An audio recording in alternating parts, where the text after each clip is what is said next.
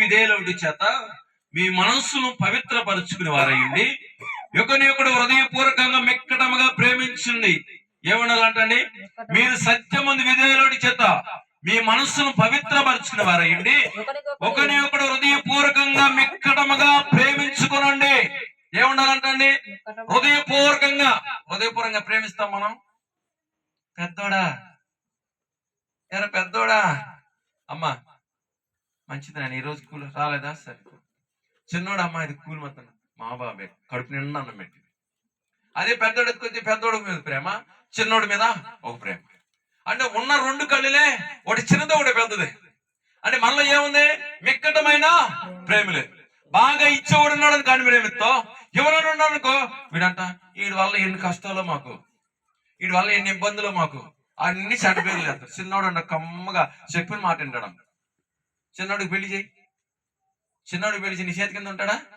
అమ్మగారు వచ్చింది, అమ్మగారు స్టీరింగ్ ఎడు తిప్పాలని తిప్పింది, రైట్ అంటే రైట్, లెఫ్ట్ అంటే లెఫ్ట్ అంటాడు, కూర్చుంటే కూర్చుంటే లేమంటే లెగుతాడు. ఏముందంట? మీరు సత్యమందు ప్రతిష్ఠించబడిన వారై ఏముండాలంట? విధేయుడి చేత మీ మనస్సును పవిత్రపరుచుకుని వారైండి, ఒకరినొకరు హృదయపూర్వకంగా ప్రేమించండి. సత్యమందు ప్రతిష్ఠించబడిన వాడు హృదయపూర్వకమైన ప్రేమ ఉంటుంది, ఆ హృదయంలో కపటం ఉండదు. సత్యమందు యేసయ్య ప్రతిష్ఠించబడ్డాడు, సత్యమందు యేసయ్య ప్రతిష్ఠించబడి హృదయపూర్వకంగా అన్నదమ్ములు వస్తే ప్రేమించాడు. కపటాన్ని చూపించలేదు, అవిధేయతను చూపించలా. విధేయతను చూపించి మీరు నాకు కీడి చేయని ఉద్దేశించింది గాని అది బహుమంది ప్రజలు బ్రతకడానికి దేవుడు మేలుకరంగా చేశాడు. హృదయపూర్వకంగా ప్రేమించాడు యేసయ్య. తిరస్కరించలేదు, అవమానంగా మార్చలేదు. నన్ను ఆహారం తీసుకొస్తే గోతులో పడవేశారు, డబ్బులకు అమ్మి వేశారు, ఐగుప్తు దేశంలో నాన్న యాతన పడ్డా, నేను ఆదరించలేదని అన్నా. అనేక మంది ప్రజలు బ్రతకడానికి దేవుడు నన్ను ప్రేమించాడని హృదయపూర్వకంగా ప్రేమించాడంట. హృదయపూర్వకంగా కానుకలు ఇచ్చి పంపించాడు, హృదయపూర్వకంగా ఆహారం ఇచ్చి పంపించాడు, హృదయపూర్వకంగానే ఇచ్చాడన్ని. మరి ఏది నీలో హృదయపూర్వకం ఉన్నదా? మిక్కటమైన ప్రేమ నీలో ఉండాలి, హృదయపూర్వకంగా ప్రేమించాలి. యేసన్న గారి దగ్గర ఒక ఆమె వచ్చిందంట, యవనస్తురాలే. తల్లిదండ్రులు తీసి ఏంటమ్మా అంటే, అయ్యా అమ్మాయి చెప్పిన మాట వింటలేదంటే. ఏమ్మా అని అంటే అవందంట, మరి అన్నా నేను ఒక ఆయన్ని ప్రేమించాను, హృదయపూర్వకంగా ప్రేమించాను, ఆయన లేకపోతే నేను ఉండలేను అన్న. అసలు ఏం జరుగుతుందమ్మా అంటే, మేము రోజు కాలేజీకి వెళ్తూ వస్తున్నాం, రోజు నన్ను ఒకటి ఫాలో అయ్యాడు. ఒక రోజు ఒక ఐటెం ఎత్తుకొచ్చాడు, ఇంకో రోజు ఇంకో ఐటెం ఎత్తుకొచ్చాడు, ఇంకో రోజు ఒకటి ఎత్తుకొచ్చాడు. ఆడి ప్రేమను చూసి నా హృదయం తలించిపోయిందన్న అన్నాడు. ఏమన్నాడు అమ్మంటే, అమ్మాయి నా హృదయాన్ని నీకు ఇచ్చాను అన్నాడు. ఏమిచ్చాడ? నా హృదయాన్ని నీకు ఇచ్చాను. యేసయ్య గారు హృదయం మోసకరమైనది, ఘోరమైన వ్యాధి కలిగి ఆడు ఎంతమందికి ఇచ్చి ఆఖరి నీకు ఇచ్చాడో అని అన్న వారికి ఎమ్మటే కన్నీళ్ళు కచ్చి ఏడ్చి అందంట ప్రార్థన చేయగా ఆమె మనస్సు మారి తల్లిదండ్రులు మాట. కనుక హృదయపూర్వకంగా దేవుడిని ప్రేమించాలి, లోకాన్ని కాదు ప్రేమించాల్సింది మనం. అర్థమైందా? ఒకడు ఎక్కువ ఇచ్చాడని, ఒకడు తక్కువ ఇచ్చాడని, ఒకడు కనుగుడు ఉన్నాడని, ఒకడు తక్కువగా ఉన్నాడని చిన్న చూపులు చూడొద్దు. పిల్లల్ని అందరినీ సమానంగా చూడు, పెట్టేది సమానంగా పెట్టు, చూసేది సమానంగా చూడు. అప్పుడు నీ ప్రేమను బట్టి నీ బిడ్డలో మమ్మ దేవుడు ఆరాధిస్తున్న సత్యమే వాక్యం. హల్లెలూయా, సత్యమే. పెద్దోడు తలుగు తక్కువడని, చిన్నోడు తెలియగలవాడని ఏనంట, ఇది నీదేరా చిన్నోడా, పెద్దోడు అది నీది అనమాక. నీలో సత్యం ఉంటే అలా చేయు, సత్యం లేకపోతే అలా చేస్తావు. అర్థమైందా? సత్యం ఉంటే అందరినీ సమానంగా చూస్తావు. యాకోబు ఏంటంట, అందరినీ సమానంగా చూసాడు. చిన్నోడికి విచిత్రమైన అంగీ దొరికిచ్చాడు, అక్కడ రేగింది కలగం.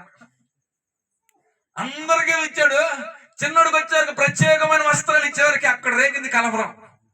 అందుకే తండ్రి ఏం చేయాలంట, అన్ని విషయాలకు జ్ఞానం కలిగి ఉన్న తల్లిదండ్రులు పెద్దోడు ఒకలాగా చిన్నోడు ఒకలాగా చూడకూడదు. పెద్దోడికి జీన్స్ ప్యాంట్, చిన్నోడికి నిక్కర్ అన్నాం అనుకో, చిన్నోడికి రేగిద్ది. అర్థమైందా? ఎప్పుడే పెడతాడు ఫిట్టింగ్. అర్థమైందా? అందరూ సమానంగా చూడాలి. అప్పుడు నువ్వు హృదయపూర్వకంగా బిడ్డను ప్రేమించినట్టు, అప్పుడు నువ్వు హృదయపూర్వమైన ప్రేమ నీలో ఉన్నట్టు. యేసయ్యకి చిత్రమైన గుర్తించాడని యేసయ్య మీద పగబెట్టి అందరూ తీసుకెళ్ళి పడితే ఆయనను యేసయ్య హృదయపూర్వకంగా ప్రేమించాడు. హల్లెలూయా. అటు హృదయపూర్వకమైన ప్రేమ నీలో ఉండాలని యేసు ప్రభువారు కోరుకున్నాడు. చూడండి యోహాను సువార్త 13:34 చివరికి ఒక మాట ముగిస్తాను. ప్రేమింపవలను, మీకు కొత్త ఆజ్ఞ ఇచ్చుచున్నాను, నేను మిమ్మల్ని ప్రేమించినట్టు మీరును ఒకరినొకరిని ప్రేమించు. మీరు ఒకరినొకరిని ప్రేమింపవలని మీకు కొత్త ఆజ్ఞ ఇస్తున్నాను. మీరేం చేయాలి? ఒకరినొకరిని ప్రేమించాలి. ఒకరి యందు ఒకరు అసూయ పడకూడదు. నీ మీద ఒకప్పుడు శత్రువుగా అతడు పనిచేసినా నువ్వు దేవుని యందు పుట్టావు గనుక, సత్యంలో ఉన్నావు గనుక ఇప్పుడు ప్రేమించడం ప్రారంభించాలి. అపవిత్రుడు ఉండొచ్చు, నీ ఇంట్లో నీ బిడ్డలో వ్యతిరేకం ఉండొచ్చు, లేదా నీ కుటుంబంలో వ్యతిరేకత ఉండొచ్చు, అన్ని కలవ లోకమంతా నీ మీద తిరుగుబాటు చేయొచ్చు. అయినను నువ్వు కొత్త ఆజ్ఞ ఇస్తున్నాడంట, ప్రేమించాలి హృదయపూర్వకంగా.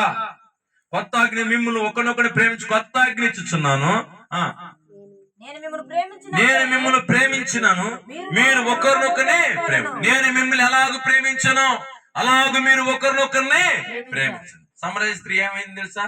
అందరూ దేశించారు సమరయ స్త్రీ. చిచ్చి ఏం జీవితం, ఏం బ్రతుకు, ఇలాంటి బ్రతుక, ఇలాంటి జీవితం అందరూ వచ్చి అన్నారు. ఆమె యేసయ్య అంట ఆమెను ప్రేమించాడంట. ప్రేమించగానే ఆమెలు ఏమని తెలుసా? ఆమె కూడా యేసయ్యలాగా మారి అందరినీ ప్రేమించడం ప్రారంభించింది. అందరు దేశించిన మనుషులే.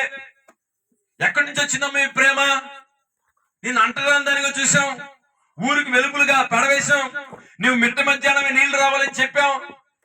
ఆయనను నువ్వు ఎంతగా మమ్మల్ని ప్రేమించడానికి కారణం అంటే, ఇదిగో ఆయన నాకు ఇచ్చిన ఆజ్ఞను గైకొన్నాను, ఆజ్ఞను బట్టి నేను పవిత్రాలుగా మార్చబడ్డాను. ఇప్పుడు ఏమైందంట సమరయ స్త్రీ పవిత్రాలుగా మార్చబడ్డాను. అందుకే నేను